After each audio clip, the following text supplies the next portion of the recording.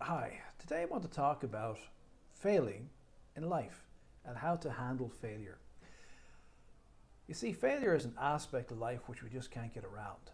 We're all going to fail in some way or other. And sadly, in the world we're living in today, there's no preparation for dealing with failure. And I think an awful lot of people are having difficulty with dealing with failure. So if you're one of these people and you're having difficulty with failure, how can you handle it better?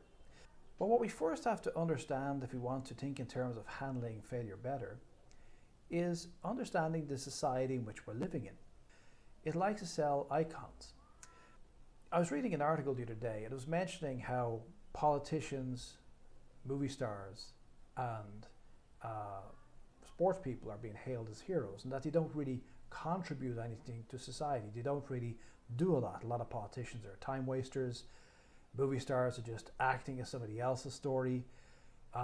Sports people are kicking a ball or throwing a ball or doing something, some kind of maybe throwing each other around. Whatever it is, sports people are just doing some kind of activity. And as such, these are not an end in themselves. We do sports for recreation. We do acting. As kids, we play. And of course, politicians should be doing something, but let's be frank here. Let's say that most politicians don't seem to do a lot, or don't appear to do a lot anyway. So the point that this article is making is that why are we making heroes out of these people who by and large are non-contributors to society? And why I feel society puts these people up on a pedestal is that society needs heroes. Society needs to sell people on a dream, on a fantasy, in order to keep people holding down their jobs and paying their taxes, obeying laws and fitting in. So all of these things are necessary to keep the people interested. Back in the Roman days, Roman Empire, there was a famous guy called Julius Caesar, and various other emperors. And what was very popular around that time was, you probably heard as the gladiators in the Colosseum in Rome. And the phrase they used was bread and circuses. You keep the mob happy, the people happy, because the people could revolt and take away your power. So you keep the people happy by giving them bread and circuses. It used to be you could go into the Colosseum for free, and they give you free bread while you watch these people beat each other up and sometimes kill each other. So the whole idea of creating heroes is to keep people towing the line, getting on with things. Now, why is that a problem? In itself, it's reasonable enough that society likes heroes, and there's a whole bunch of reasons. For a start, one reason why society likes heroes is it's easy to make people fit in. And basically, society is kind of like a layer cake with the rich and powerful at the top, and they want to keep the masses happy with bread and circuses. They want to keep the masses happy with looking at these idyllic people on Instagram and YouTube and movie stars and all of this sort of stuff. Control, that's one aspect. Another aspect which I've seen over the course of my life, I've worked a lot in the corporate sector, and what I've seen a lot is it's handy for businesses to market things, to have, whether it be actors or musicians or just famous people or sports people, endorsing things. And that's why you see so many famous people with these celebrity endorsements, is that by making these people big, it's easy to sell. Okay? If some famous person is cooking something on a certain grill, then that grill must be great. It's that kind of thinking. So I understand the logic from a business point of view. But when we're thinking of handling failure, what we have to realize is that what we're being projected into society is basically false and it's a lie. All of these people, to some degree, are a failure. Okay? Everybody has to deal with failure. So, for example, Tiger Woods. Tiger Woods was famously caught cheating on his wife, for example. And he's had various incidences where he's crashing his car late at night, maybe with a few drinks, who knows. The point is, now and again we see these people fail. But the reality is they're failing all the time. The image that they're projecting to us is not the real image of who they really are. It's a created image. Okay, it's a fantasy image. And so most of what you're seeing in life, whether it be a successful politician, a business person, a movie star, a sports person, they're creating their best image that they can. And you can't blame them for creating the best image that they can. But the problem lies when we start identifying this as success. Success is based upon me being like this Dan Bilzerian, the guy's on his boats with these sexy ladies, and you know, he's got a six-pack and his guns and all this stuff. But the reality is it's a fantasy. He gets these ladies in, they're influencers, they get PR by being around them. It's all false, it's unreal. Back when I was a kid, I used to like watching The Wizard of Oz. If you haven't seen it, well, you probably have seen it. There was also Back to Oz, was a film made a few years ago. Like a follow-up or a prequel, I suppose, prequel. In the end of that film, there's the big wizard, and it turns out that the wizard is a small guy behind the screen projecting. And the reality, and maybe the reason why this film was so successful, is that all of society is full of these projections. Okay? Plato, you might have heard of him. He liked this idea of a cave of shadows. If a person was stuck in a cave all their life and they couldn't see outside, and they see shadows, they might think the shadows are reality. And that's what we're seeing. We're seeing projections. And it's okay. Rich, powerful people want to control the population to maintain their wealth and power. Business people want to maintain icons to sell their products and services. But we have to think about how we're comparing ourselves. When we're comparing ourselves to others, that's what makes us upset. Okay? You could be a millionaire, but if everybody else you know has 10 million, you'll probably feel poor. You could be in great physical shape, but if you are surrounded by people in better physical shape, you might feel inferior. This is the nature of these things, okay? Now, normally in a video like this, handling failure, the presenter will just give you a list of things. And there's obvious things you can do, like don't take it too seriously, go for a walk, use positive suggestions, mind feed, read and watch positive things, and try and cheer yourself up, realize that, take a philosophical viewpoint. It's not the end, it's only the beginning, we have to fail forward. And I think all these things are pertinent, and that's why I'm just rushing through them now. But I'm trying to think of what can I say to you which will help you handle failure rather than giving the usual kind of psychological list. And what I can say to you is, number one, is to realize that the comparisons are false. We live in a false society. And I'm not going to criticize the society, it's just the way it is. For various reasons, as I just outlined, we're living in a false society, and you can't compare yourself to other people. Okay? There's always these people are being presented as successful. They're not so successful in reality. And even if you take, say, something like YouTube, it might seem like every YouTuber is making loads of money, but the reality is, for every YouTuber who's making loads of money, there's like tens of thousands who are not making money. So we can't compare ourselves to the cream of the crop. We hear these stories of some actor or business person who went and did amazing stuff, and they became a big success. And yes, but for every person who's like that, there's thousands who failed. I've met quite a few of them along the way. Want to be business people, want to be inventors, want to be creators, want to be artists and so on. And they were great people with great talent, and yet they didn't make it. So if you take a bigger picture viewpoint, having a big success in this life is to some degree a numbers game, okay?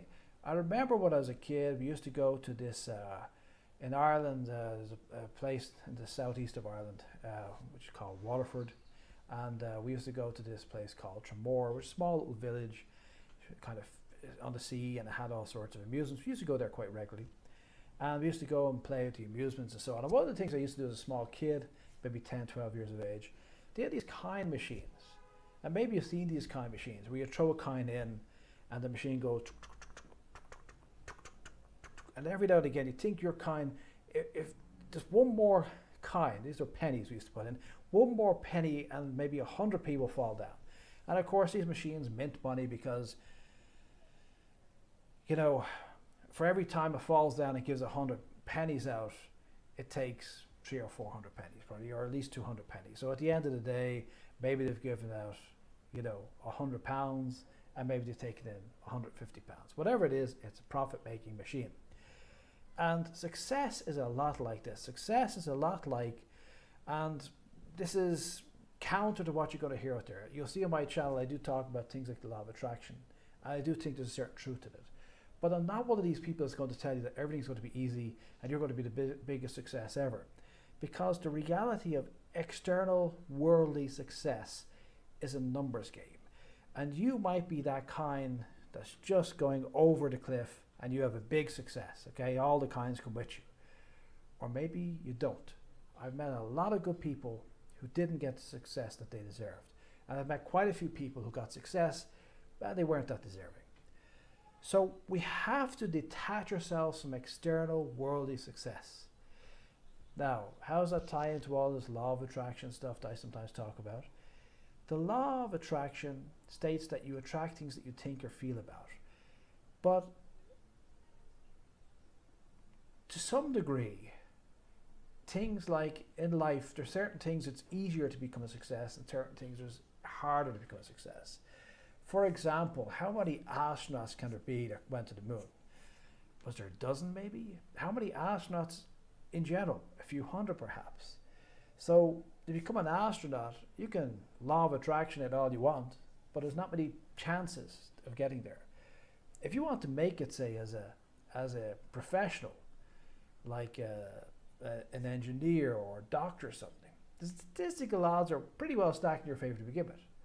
So you can use all the law of attraction as much as you want, but there are certain things in life which are really hard to get, like becoming a movie star.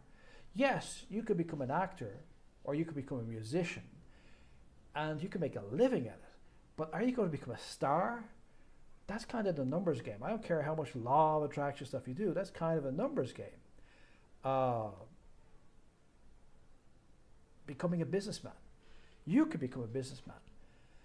But are you going to, and I do believe that using your common sense, working hard, using things like the law of attraction where you think very positively and feel very positive and imagine what you want and desire it very strongly, you could become a successful business person and earn, say, a couple $100,000 a year.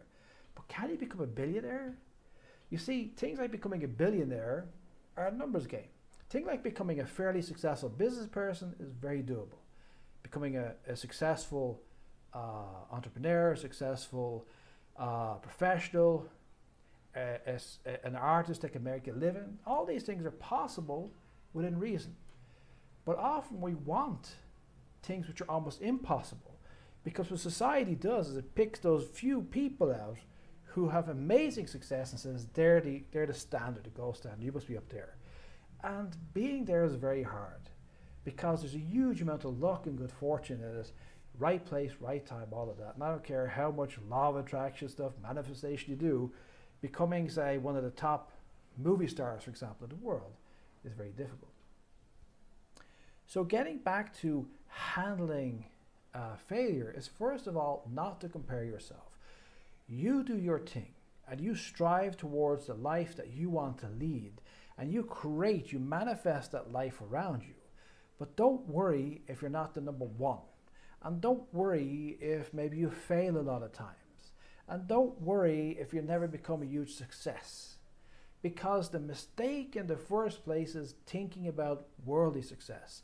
And every person on the internet is trying to sell you worldly success.